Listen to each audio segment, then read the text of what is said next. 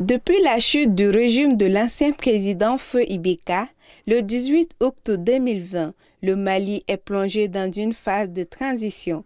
Dirigée au départ par Bandao, la transition est depuis mai 2021 sous la conduite du général d'armée Assimi Goïta.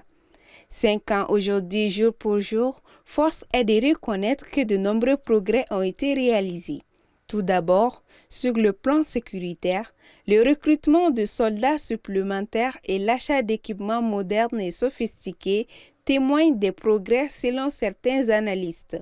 D'aucuns vous diront que lorsqu'on regarde en termes de maillage sécuritaire, beaucoup d'efforts ont été consentis, notamment la destruction des quartiers généraux de groupes radicaux violents, tant dans les régions dites nord du Mali ainsi que celles du centre.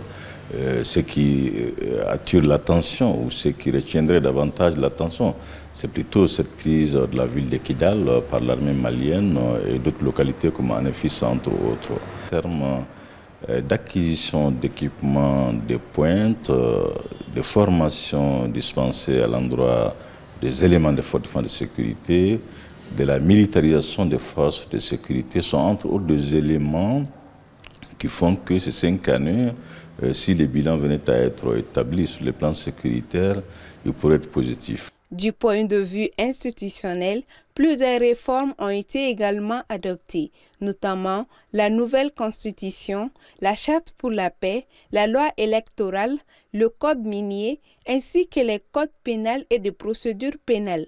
On note également l'instauration d'une grille salariale unifiée et des legs. La première chose qu'on peut retenir, c'est un peu le toilettage des textes fondateurs du Mali.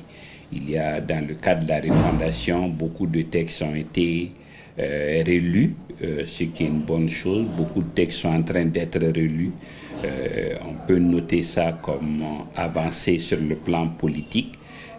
On peut également noter le fait que on a fait une expérience d'élection avec le référendum qui a eu lieu. Il y a le code de procédure, il y a le code pénal, il y a beaucoup de textes qui ont été lus sur le plan juridique. On attend à l'application de voir ce que ça va donner. Certes, des avancées significatives, mais d'énormes points obscurs ont aussi secoué le pays selon certains analystes. L'aspect défensif ou opérationnel, c'est vrai que les quartiers généraux ont été défaits de groupes radicaux violents, mais nous assistons à ce qu'on pourrait qualifier d'une sorte d'enveloppement stratégique. En gros, l'intensité de la menace sécuritaire s'est réduite, mais l'étendue de la menace s'est élargie. De façon simple, des quartiers généraux ont été détruits, mais des parties comme Raison de Sikasso ou des Cailles connaissent aussi des attaques sporadiques. Donc ce qui sous-tend qu'effectivement la menace s'est métastasée en dépit de la baisse de l'intensité justement des attaques terroristes dans des régions anciennement connues comme celle du nord et celle du centre du pays. Malgré la relance de certaines unités industrielles occasionnant la baisse du taux de chômage, la crise énergétique et l'inflation ont mis à rude épreuve notre économie.